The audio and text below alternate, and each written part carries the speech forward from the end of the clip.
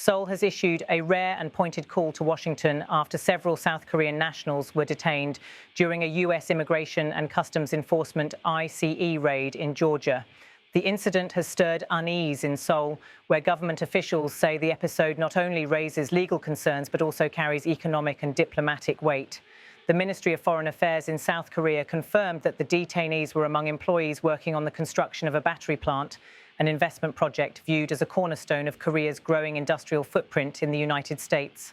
Speaking at a press briefing in Seoul, ministry spokesperson Lee Jae-woong described the events in carefully chosen words but left no doubt about Seoul's concern. Lee Jae-woong said, "The U.S. Immigration and Customs Enforcement, ICE, conducted a raid on Thursday, September 4th local time at the construction site of our company's battery plant located in the state of Georgia. During the operation, a number of our nationals were detained. The ICE raid, carried out just as work intensified on the multi-billion-dollar plant, is understood to have targeted labor and visa violations." While U.S. officials have not yet released detailed numbers or charges, the detentions immediately caught the attention of Seoul's diplomats, who moved swiftly to protect the rights of their citizens. For South Korea, the project is more than a simple construction effort. The battery plant, part of a broader wave of Korean investment in the American South, symbolizes not only industrial cooperation, but also the strategic partnership between the two countries. The raid, however, threatens to cloud that image with questions over how foreign workers are treated in the United States. At the press conference, Lee reinforced his government's expectation that U.S. law enforcement should not overstep or undermine legitimate business activity. Lee Jae-woong said, "In the course of U.S. law enforcement, the economic activities of our investing companies and the rights and interests of our nationals must not be unjustly infringed." This statement underscored Seoul's dual concern: protecting individuals while ensuring that South Korea's billion-dollar corporate stakes in the U.S. are not jeopardized by enforcement actions seen as heavy-handed. The ministry emphasized that its appeal was not an attempt to interfere with U.S. law, but rather a reminder that due process and proportionality must be respected. In response, South Korea quickly activated its diplomatic channels. Lee Jae-woong explained the measures being taken.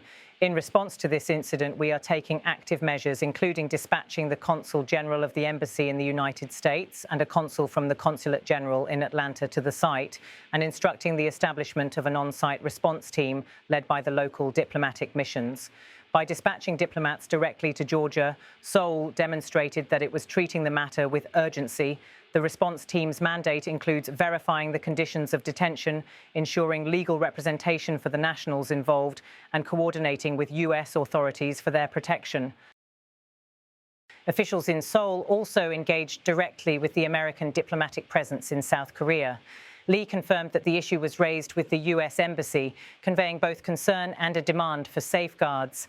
Lee Jae-woong said, "In Seoul as well, we conveyed our concerns and regrets to the U.S. Embassy today and urged them to take special care to ensure that the legitimate rights and interests of our nationals are not violated."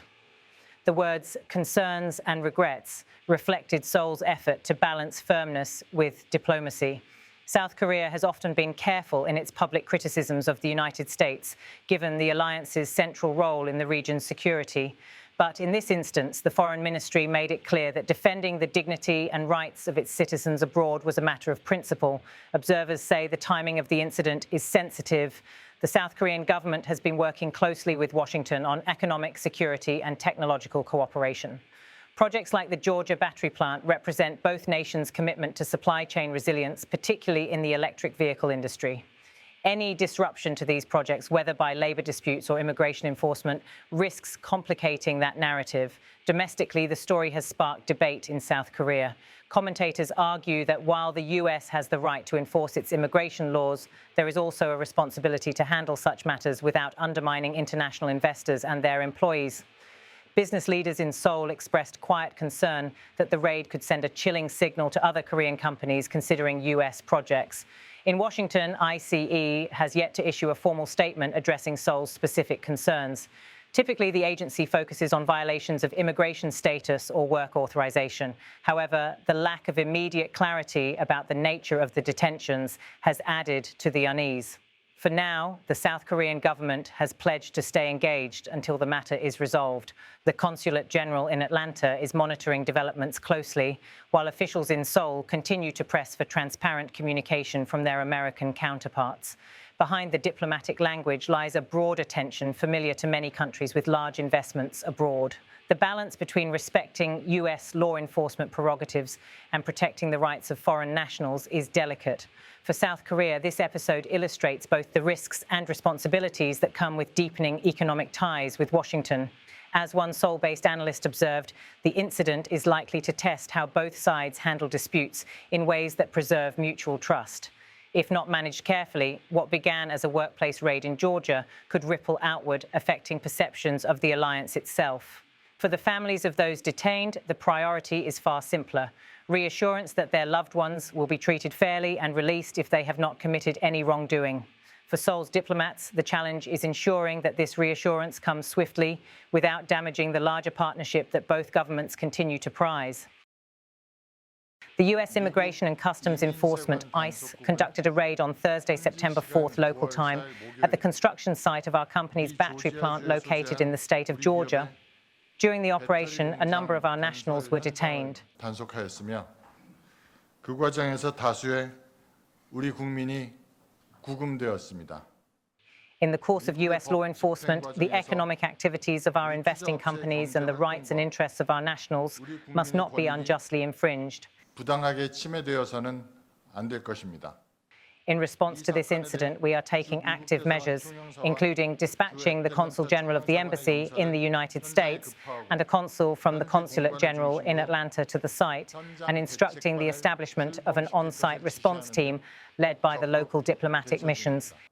In Seoul as well, we conveyed our concerns and regrets to the US Embassy today and urged them to take special care to ensure that the legitimate rights and interests of our nationals are not violated. 각별히 유의해 줄 것을 당부하였습니다.